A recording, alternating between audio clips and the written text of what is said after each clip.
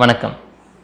Stroke அதாவது பக்கவாதம் அப்படின்னா என்ன, அது எதனால் வருது, அதோட அறிகுறிகள் என்னென்ன, அதில் என்னென்ன வகைகள் இருக்குது, அது எப்படி வராமல் தடுக்கலாம், அப்படியே வந்தாலும் நம்ம என்ன செய்யணும்னு இந்த வீடியோவில் ரொம்ப தெளிவாக பார்க்கலாம். வாங்க. நம்ம மூளைக்கு தேவையான இரத்த குழாய்கள் மூலிமா தான் நம்ம மூளைக்கு போகுது. அந்த இரத்தத்தின் வழியாக தான் நம்ம மூளைக்கு தேவையான ஆக்சிஜன் அண்ட் அதர் நியூட்ரியன்ஸ் எல்லாம் கிடைக்குது. இந்த இரத்த குழாய்களில் போகிற இரத்த ஓட்டம் தடைப்படுறதுனால தான் ஸ்ட்ரோக் வருது. குளோபலி மனிதர்கள் இருக்கிறதுக்கான 3வது காரணியாக இந்த ஸ்ட்ரோக் இருக்குது. சரி, இப்போது நம்ம மூளைக்கு போக வேண்டிய இரத்த ஓட்டம் எந்தெந்த வகையில் தடைப்படுதுன்னு பார்க்கலாம்.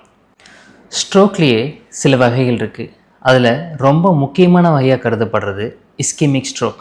அதாவது நம்ம இரத்த குழாய்களில் போகிற இரத்த ஓட்டம் பிளட் கிளாட் ஆகி தடைபட்டுரும். 87% மக்களுக்கு இந்த வகையான ஸ்ட்ரோக் தான் வருது.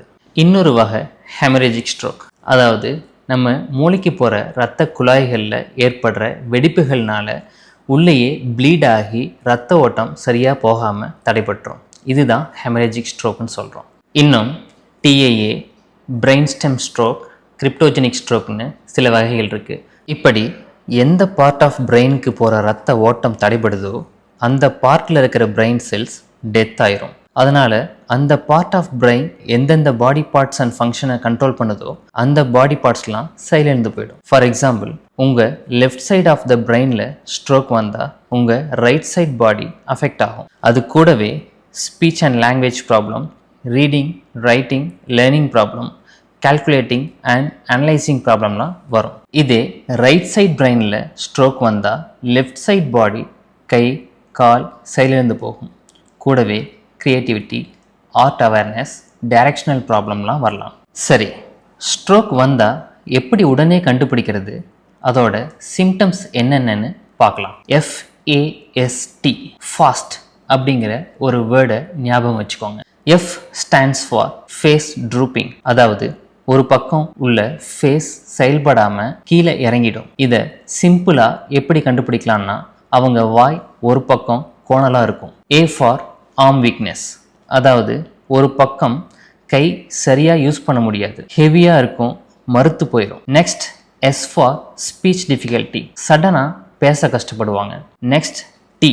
இப்போ பார்த்த face drooping, arm weakness and speech difficulty, இது 3ம் இருந்தால் that is the right time to call ambulance. இந்த 3 சிம்டம்ஸ் மட்டும் இல்லாமல் ஒரு பக்கம் கை, கால், முகம் மறுத்து போகிறது, அது கூடவே சடனாக கன்ஃபியூஸ்டு ஸ்டேட்டில் பேச முடியாமல் போகிறது, புரிஞ்சிக்க முடியாமல் இருக்கிறது, நடக்க முடியாமல் இருக்கிறது, அது கூடவே சடனாக சிவியர் ஹெட்டேக், இந்த மாதிரியான சிம்டம்ஸும் வரலாம். இந்த சிம்டம்ஸ் வந்த உடனே கொஞ்சம் கூட டிலே பண்ணாமல் ஒரு 3 ஹவர்ஸ்க்குள்ளே ஹாஸ்பிட்டல் அட்மிட் பண்ணிட்டா அவர்களோட இறப்பை தடுக்கிறது மட்டும் இல்லாமல் ஸ்ட்ரோக்னால் வர பாதிப்புகளையும் குறைக்க முடியும். சீக்கிரம் அட்மிட் பண்ணிட்டா டாக்டர்ஸ் உடனே இன்வெஸ்டிகேட் பண்ணி என்ன டைப் ஆஃப் ஸ்ட்ரோக்னு கண்டுபிடிச்சி அதுக்கு தேவையான ட்ரீட்மெண்ட் கொடுப்பாங்க.